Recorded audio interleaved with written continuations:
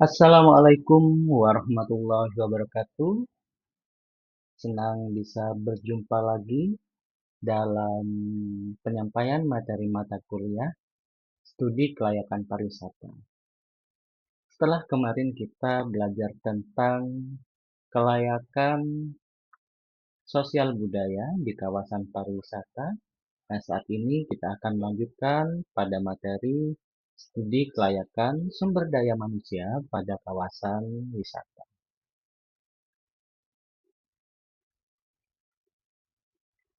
Ya, sumber daya manusia.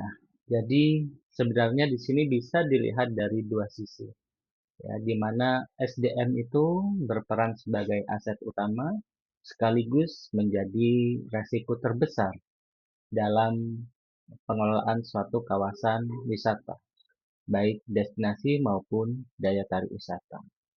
Nah, di dalam kelayakan pariwisata, sumber daya manusia tidak dihitung sebagai biaya, melainkan sumber daya manusia ini merupakan suatu aset utama sekaligus resiko terbesar yang harus dikelola melalui kelembagaan komunitas.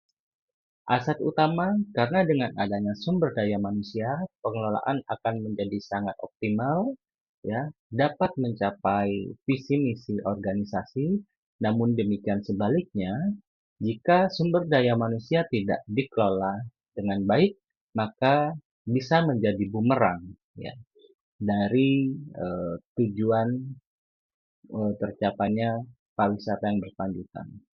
Nah, di sini analisis ini digunakan untuk mengevaluasi bagaimana kapasitas suatu organisasi dari pengelola, baik daya tarik wisata maupun destinasi wisata, ya, ketika entah kita akan merancang maupun ketika kita akan mengembangkan, ya, termasuk dari kesiapan warga lokalnya.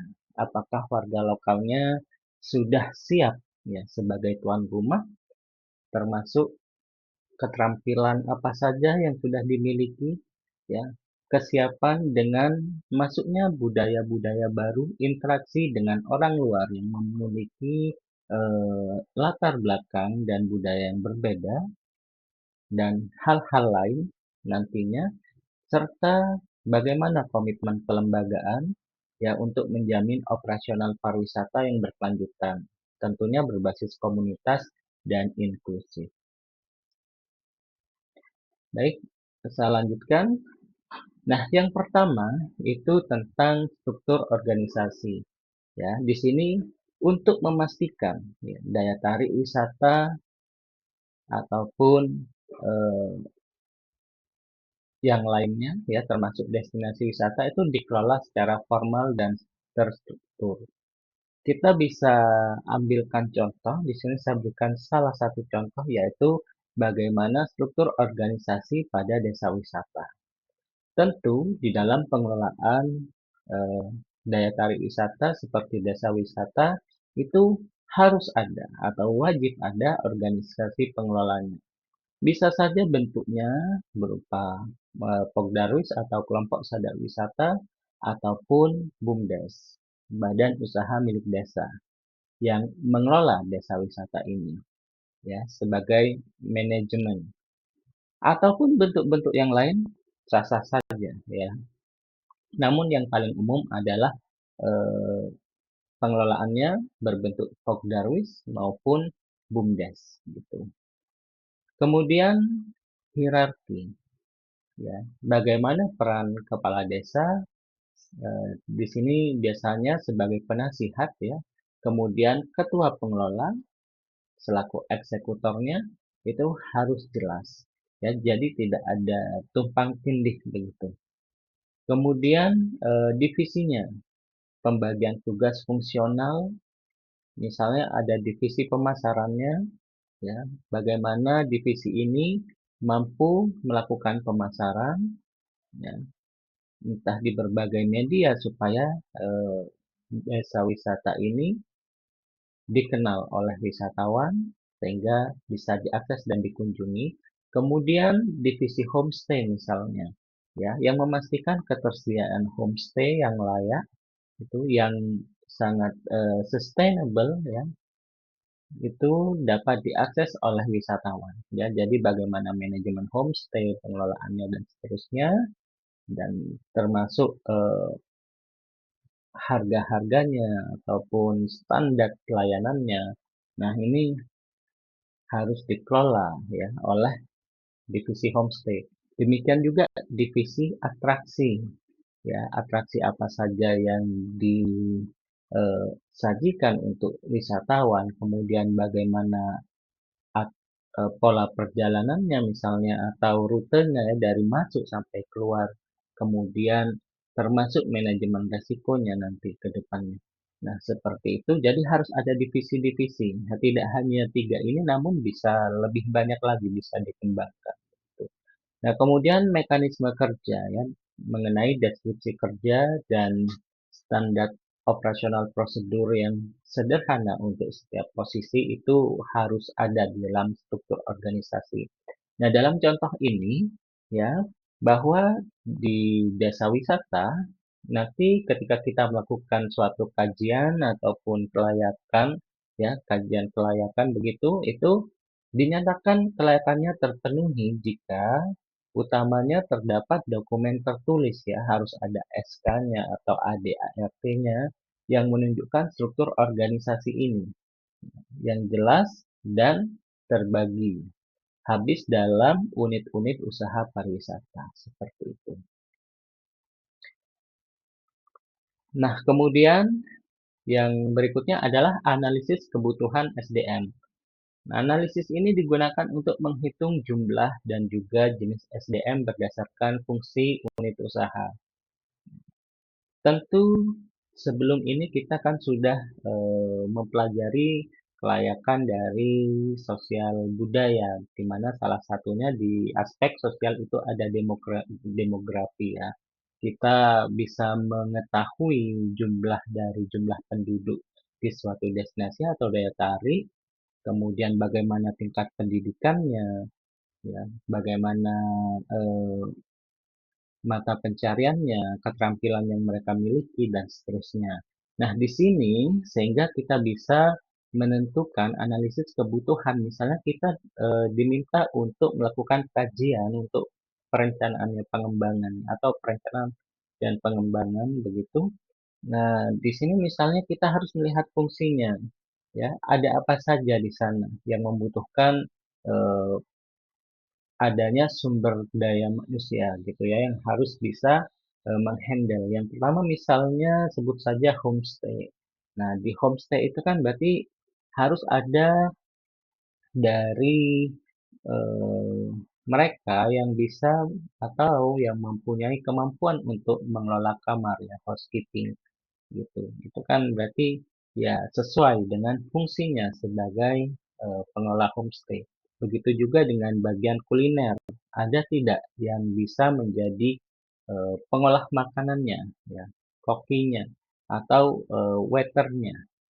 Kemudian di misalnya untuk fungsi atraksi, pemandunya, apakah ada yang bisa, kemudian instruktur, gitu ya, administrasi, kasir, admin medsos, dan lain sebagainya. Nah, itu dari fungsi. Kita harus bisa memetakan kira-kira apa saja kebutuhan-kebutuhan dari SDM itu yang harus disiapkan ketika akan direncanakan untuk beroperasional sebagai daya tarik wisata misalnya.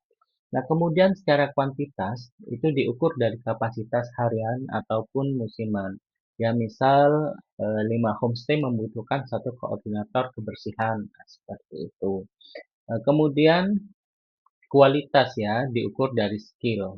Skill minimal yang dibutuhkan, misal pemandu trekking harus bersertifikasi P3K. Nah, ini ada ketentuan-ketentuannya apa-apa saja yang harus dipenuhi ya untuk masing-masing fungsi tadi sebenarnya begitu ya. Nah, kemudian di sini sehingga di dalam kajian ini akan menimbulkan suatu pertanyaan, apakah SDM yang ada atau warga lokal di daya tarik tersebut sudah cukup atau masih membutuhkan rekrutmen, ya. ataupun ya perlu diadakan pelatihan khusus.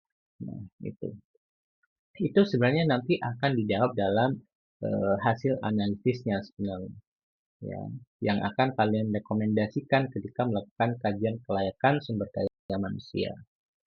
Nah, tentu dari analisis kebutuhan ini juga harus dipetakan jabatannya, ya, berdasarkan analisis kebutuhan SDM-nya, menghitung demand, ya, demand tenaga kerja berdasarkan proyeksi usaha. Di sana ada usaha apa saja, ya, kira-kira yang eh, akan dilaksanakan untuk melayani semua permintaan wisatawan, entah itu akomodasinya, amenitas, kemudian aksesibilitas dan lain sebagainya di dalam suatu destinasi ataupun daya tarik. Kemudian analisis jabatan, memastikan deskripsi dan spesifikasi jabatan ya selaras dengan standar kualitas layanan yang ingin dicapai oleh daya tarik atau destinasi wisata tersebut.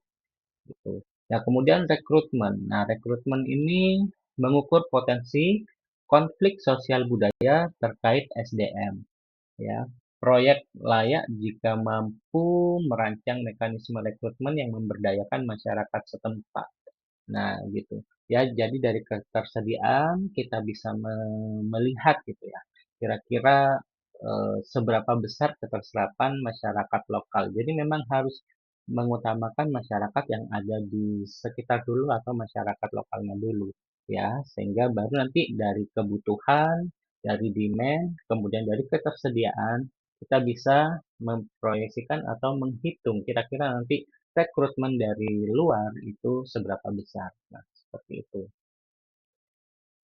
Kemudian pelatihan dan pengembangan. Bagaimana jika misalnya ketersediaan masyarakat lokalnya besar ya, namun misalnya hal-hal yang tadi terkait skill, kemudian pengalaman itu masih belum sesuai dengan kebutuhan dalam pengembangan pariwisata, baik daya tarik misalnya, ternyata nggak ada yang bisa atau nggak paham tentang pengelolaan manajemen kamar ya, housekeeping gitu. Atau tidak ada yang tahu bagaimana standar layanan seorang waiter ya, seorang penjamah makanan atau pengolah makanan. Nggak ada yang paham bagaimana caranya menjadi guide gunung misalnya. Nah, ini berarti harus dirancang atau dilihat ya kira-kira pelatihan dan pengembangan SDM. Jadi sehingga diperlukan desain program pelatihan yang berskala besar dan didukung oleh pemerintah daerah atau DMO untuk meningkatkan kapasitas komunitas lokal. Ya, misalnya homestay management, local guide certification, nah, seperti itu. Nah, keberadaan dan aksesibilitas lembaga pendidikan atau pelatihan pariwisata di sekitar destinasi yang mendukung. Ya, bisa kita lihat juga, misalnya di suatu destinasi, ya ada nggak sih, baik itu sekolah formal, ya seperti SMK, universitas, atau vokasi begitu. Nah, yang menyediakan misalnya untuk sektor kulinernya, ya. Nah, ini ada nggak gitu pendidikan-pendidikan yang menyiapkan itu. Atau misalnya di suatu eh, agrikultur ya, ada kemudian ada eh, sektor agribisnis begitu kan, ada nggak SMK agribisnis di sana? Nah, kemudian ada nggak yang bisa seterusnya ya menciptakan produk-produk inovatif yang bisa dijadikan entah itu atraksi gitu ya, atraksi ataupun maksudnya aktivitas wisata bahkan sampai ke souvenir dan seterusnya misalnya ya dari hasil-hasil pertanian gitu. Ya, atau misalnya local guide. Nah, itu ada nggak di mana nih bisa sewarga sekitar bisa mendapatkan pelatihan dan pengembangan gitu. Ataukah datang ke LSP? Nah, LSP-nya bagaimana, dekat atau sangat jauh, atau bisa datang ke tempat situ dan eh, bagaimana pemerintah bisa memfasilitasi atau DMO-nya gitu ya. Atau dari pengelola daya tariknya. Nah, selanjutnya di sini untuk soal yang pertama yaitu saya akan membacakan ya, mengingat keunikan SDM desa wisata yang mengandalkan keterampilan berbasis kearifan lokal seperti storytelling, seni tradisional, dan lain-lain. Nah, alih-alih sertifikasi formal, ya, jelaskan bagaimana analisis jabatan dan program pelatihan itu dirancang untuk memvalidasi, meningkatkan, dan mengukur skill tersebut agar memenuhi standar kualitas layanan minimal yang layak jual kepada wisatawan. Ya. Contohnya saja misalnya eh, storytelling. Ya, semua orang mungkin bisa bercerita, ya. Atau misalnya ada pertunjukan. Nah, semua orang bisa menampilkan pertunjukan. Nah, namun di sini di bidang kepariwisataan juga ada eh, beberapa SNI yang harus dipenuhi. Misalnya seperti apa sih standarnya seorang guide gitu. Atau seperti apa standarnya dalam manajemen pertunjukan. Nah, itu eh, pertanyaan dari soal yang pertama, ya.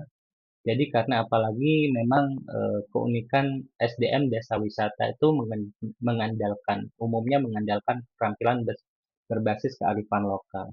Ya, sehingga bagaimana mengukur skill tersebut, ya, agar memenuhi standar kualitas layanan minimal yang layak jual kepada wisatawan. Jadi yang sudah ada di sana ini kira-kira layak enggak sih, ya? Layak enggak walaupun misalnya mereka tidak punya sertifikasi, mereka tidak punya pendidikan formal ataupun bahkan ya sertifikasi dari lembaga sertifikasi profesi. Nah, seperti itu. Ya, utamanya misalnya untuk yang terkait dengan storytelling dan seni tradisional. Ya, walaupun misalnya sangat diperlukan ini utamanya yang untuk hal-hal yang teknis ya teknis dan beresiko tinggi seperti guide gunung. Nah itu mau gak mau ya memang harus diupayakan mempunyai sertifikasi dalam pengelolaan sumber daya manusia di kawasan pariwisata.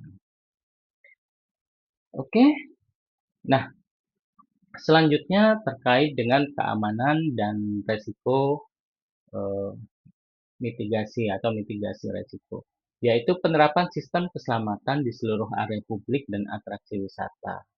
Ya, analisis ini mengenai kesiapan sumber daya manusia dalam menghadapi situasi darurat, misalnya bencana alam, kecelakaan wisata, ya, dan ketersediaan petugas K3 yang terlatih di destinasi atau daya tarik wisata. Nah, jadi harus ada manajemen resikonya termasuk ya, dalam pengelolaannya harus ada petugas-petugas keselamatan dan kesehatan kerja. Entah itu bahkan misalnya dalam unit industri ya, baik di misalnya di restoran, di hotel, kemudian di rumah makan itu kan harus ada K3 ya, baik peralatan-peralatan yang sederhana ataupun standar-standar kerja ya SOP-SOP yang harus dipenuhi termasuk juga dalam pengelolaan atraksi wisata ya daya tarik wisata. Nah, misalnya kalau di gunung standar K3-nya seperti apa? Atau bahkan di wisata buatan sekaligus ya. Nah, bagaimana sih seorang wisatawan aturan-aturan dalam memerat atau dalam melakukan kegiatan wisata di kawasan tersebut. Nah, itu harus ada manajemennya. Ya. Kalau dia di atraksi misalnya air gitu, entah kolam, laut, itu atau pantai, nah manajemen K3-nya seperti apa? Atau misalnya di kawasan yang dia berdekatan dengan kawasan gunung aktif. Nah, itu harus ada manajemen K3-nya. Jadi bagaimana eh, titik kumpulnya, rute mitigasinya, ya, rute penyelamatan diri gitu. Itu harus jelas. Dan tentu ya harus ada sumber daya manusia yang memahami itu, gitu ya. Kemudian kita lanjutkan dengan Destination Management Organization. Mereka mempunyai dua fungsi. Namun sebelum dua fungsi ini, ya, Destination Management Organization adalah organisasi yang mengelola suatu destinasi. Nah, kalau di Indonesia itu ya pada umumnya di bawah atau dikelola oleh dinas pariwisata setempat entah daerah ataupun kabupaten kota. Nah, itu juga bisa diidentifikasi sebagai Destination Management Organization. Namun dalam kepariwisataan global, biasanya ini adalah suatu organisasi yang isinya juga kadang cukup beragam, tidak hanya stakeholder kunci gitu yang dimasukkan, namun ada beberapa stakeholder lainnya yang mereka membentuk satu organisasi, ya, di mana organisasi ini bertugas untuk penggerak perencanaan, pengembangan, dan pemasaran. Misalnya seperti em, Singapore Tourism Board gitu ya. Itu adalah Destination Management Organization. Kemudian fungsi yang kedua yaitu pengelolaan dan stakeholder, yaitu koordinasi lintas sektoral. Nah, mengenai penggerak perencana dan pengembangan serta pemasaran, fungsi DMO ya. Jadi kita akan menilai apakah DMO memiliki struktur SDM yang memadai untuk menjalankan tugas koordinasi dan promosi termasuk SDM yang terampil dalam digital marketing misalnya atau pengembangan produk wisata. Nah, itu baru kita akan bisa menilai ya kelayakan dari DMO di sini. Nah, kemudian pengelolaan dan stakeholder, koordinasi lintas sektor. Nah, pengelolaan stakeholder di sini jadi karena banyak pihak ya, banyak pihak yang terlibat di kepariwisataan.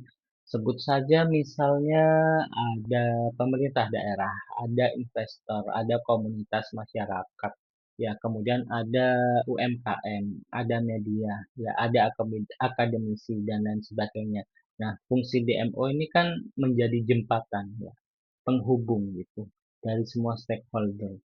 Jadi kita juga bisa melihat bagaimana kerjasama ataupun komunikasi dari DMO ini untuk dalam koordinasi ya di lintas sektor ini. Bahkan di pemerintah daerah saja misalnya kan juga banyak eh, dinas-dinas ya, dinas-dinas yang tidak terkait langsung, namun ada kalanya ya kalau DMO-nya memahami tidak hanya dinas pariwisata yang harus digandeng, namun dinas-dinas terkait lainnya itu juga harus diajak gitu, tergantung bagaimana nanti pada sektor entah daya tarik ataupun destinasi yang menjadi fokus misalnya saja di kawasan pegunungan, perkebunan itu kan kebanyakan juga menggunakan lahan-lahan yang dikelola oleh perhutani. Nah, itu harus dijembatani oleh DMO ini ya, dari dinas pariwisatanya dengan perhutaninya ataupun dinas-dinas lain di kawasan tersebut gitu. Kemudian yang terakhir yaitu tentang teknologi dan manajemen SDM. Bagaimana masyarakat di daya tarik itu mampu ya mengadopsi dan juga mengoperasionalkan dan memelihara teknologi yang ada gitu ya. Misalnya ya paling sederhana untuk media pemasaran sosial media dulu saja. Nah, ada nggak yang bisa membuat konten ataupun mengelola sosial media begitu ya?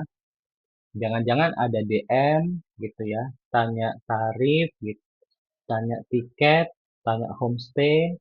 Nah, itu nggak direspon itu kan juga bagian dari manajemen ya, manajemen. Belum lagi ke yang lebih tinggi seperti aplikasi smart tourism yang banyak diaplikasikan di desa-desa wisata. Itu kan berarti juga membutuhkan ya sumber daya yang terampil di sana.